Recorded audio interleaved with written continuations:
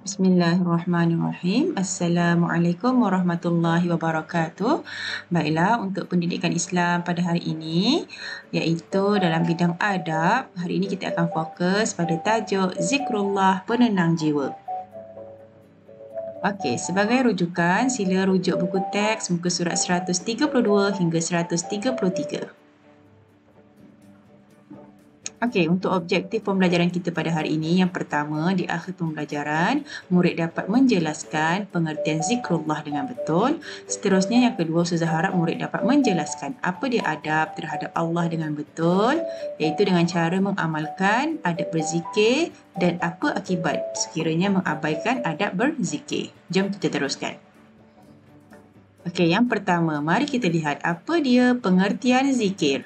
Okey, zikir ialah mengingati Allah.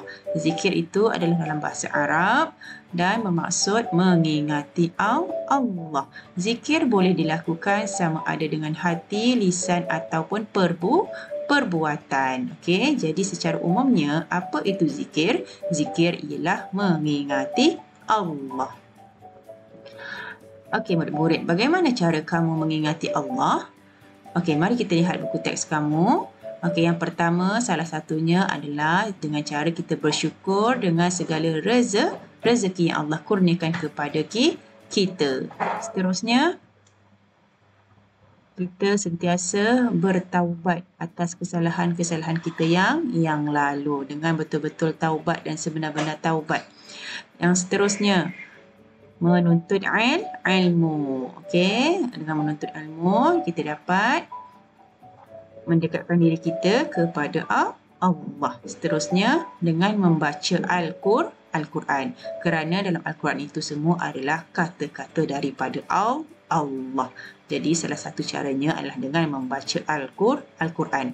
Dan yang terakhir, iaitu dengan berzikir. Okey, salah satu contoh, Allahu Akbar, Subhanallah, Alhamdulillah, La ilaha illallah, Allahu Akbar. Okey, jadi zikir merupakan salah satu cara bagaimana untuk kita mengingati Allah. Okey, seperti di dalam Al-Quran surah Ar-Ra'du yang bermaksud, ingatlah dengan mengingati Allah, mentaati perintah Allah, jiwa kita menjadi tenteram. InsyaAllah. Maka dengan itu, banyakkan berzikir kepada Allah. Okey, ini adalah contoh-contoh zikir dan tindakan. Okey, sebagai contoh, Subhanallah yang bermaksud Maha Suci Allah, dengan cara kita menjaga alam sekitar, kerana alam sekitar ini Allah yang ciptakan. Jadi dengan itu kita sentiasa mengucapkan Subhanallah. Seterusnya, La ilaha illallah yang bermaksud tiada Tuhan melainkan Allah. Salah satu contohnya dengan mematuhi peraturan jalan raya. Okey. Seterusnya, Alhamdulillah, kita sentiasa memuji Allah. Segala puji bagi Allah. Salah satunya iaitu dengan tidak membazir makanan. Okey, sentiasa bersyukur dengan tidak membazir makanan. Dan yang terakhir, contoh zikirnya Allahu Akbar apabila kita melihat keindahan alam. Contoh nampak pelangi, kita ucapkan Allahu Akbar. Allah itu maha besar. Okey, jadi ini adalah contoh-contoh zikir yang boleh kita amalkan. Subhanallah, La ilaha illallah, Alhamdulillah dan Allahu Akbar. Okey, seterusnya mari kita lihat apa dia kepentingan mengamalkan adab berzikir. Yang pertama, saya mengikut sunnah Rasulullah sallallahu alaihi wasallam. Okey, jadi insya-Allah kita akan memperolehi pahala kat situ. Seterusnya, hubungan kita dekat dengan Allah, insya-Allah. Dengan mengingati Allah, maka Allah juga insya-Allah akan ingat kita. Okey? Jadi seterusnya ibadat kita lebih sempurna dan jiwa kita akan menjadi tenang. Okey?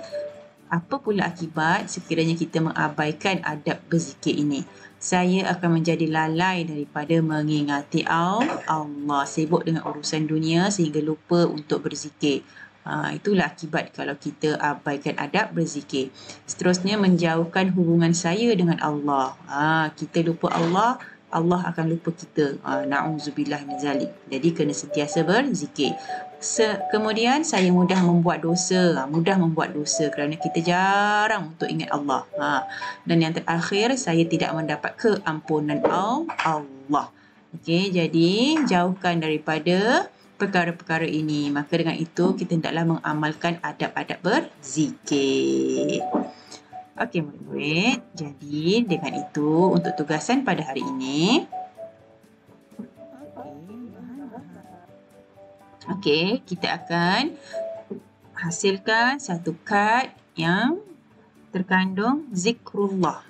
Okey, ini sebagai contoh. Okey, jom kita lihat bagaimana cara untuk menghasilkan kad zikrullah.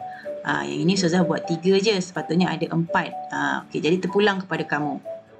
Ini sebagai contoh sahaja. Kita buat kad zikrullah ialah gunting, pensil warna dan kertas A4. Jom kita buat. Baiklah, yang pertama, kertas A4 kamu tu kamu lipatkan 2. Okey, jadi ada garisan di tengah. Okey, garisan tu kamu boleh gunting. Jadi kamu akan dapat 2 helai kertas. Kita hanya gunakan sebelah sahaja. Seterusnya, setelah kamu gunting, kamu lipatkan macam Ustazah buat yang sebelah ni. Lipatkan 1, selang-seli. Depan, belakang, depan, belakang.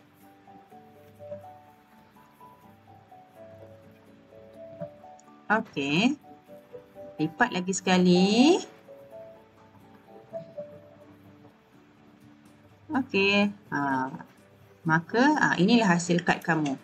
Okey, kemudian bolehlah kamu tulis Subhanallah, Alhamdulillah, Allahu Akbar. Subhanallah. Okey, inilah hasilnya. Ini yang Ustazah punya. Ini sebagai contoh sahaja. Okey, jadi kamu boleh buat lebih kreatif daripada Ustazah. Hasilkan satu kad zikir. Okey. Kemudian hantar pada Ustazah. Okey, itu saja untuk tugasan pada hari ini. Okey, jom murid-murid kita mulakan pada hari ini dan hari-hari berikutnya dengan berzikir. InsyaAllah hati kita menjadi tenang. Okey, maka dengan itu semoga bermanfaat. Terima kasih. Assalamualaikum.